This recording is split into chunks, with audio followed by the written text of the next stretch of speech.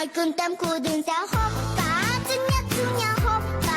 Toată lumea toată-i încântată de pisica talentată. Hopa, hai că-i bună, hopa, nu-i o glumă, toți îl cadă pe cost. Și noi cântăm cu dânsea hopa, țânia, țânia, hopa.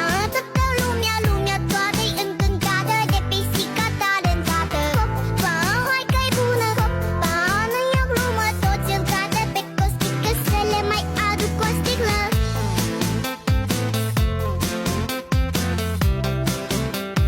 Să le mai aduc o sticlă. Toți îl cadă pe costică. Să le mai aduc o sticlă.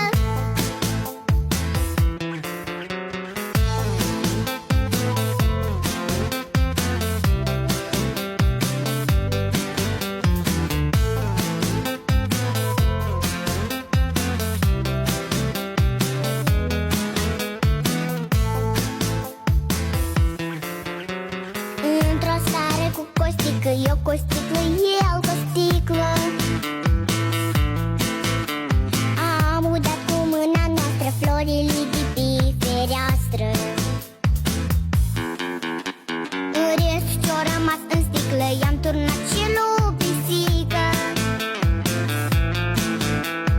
Nu știu floarea ce-o se simte, dar pisica da cântă. Și noi cântăm cu dânsea hopa, țânia, țânia, hopa. Toată lumea toată-i încântată de pisica talentată. Hopa, hai că-i bună, hopa, nu-i o glumă, toți îl cadă pe costică. Să le mai aduc o sticlă.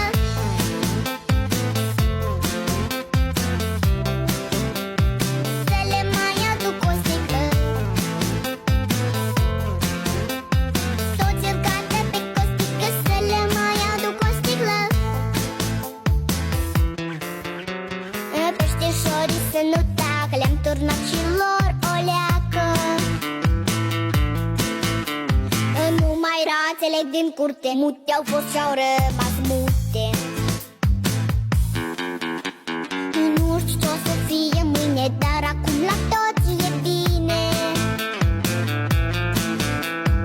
Cum se vede, măi Costică, sigur n-a fost apă în sticlă. Dar ce-o fi fost acolo,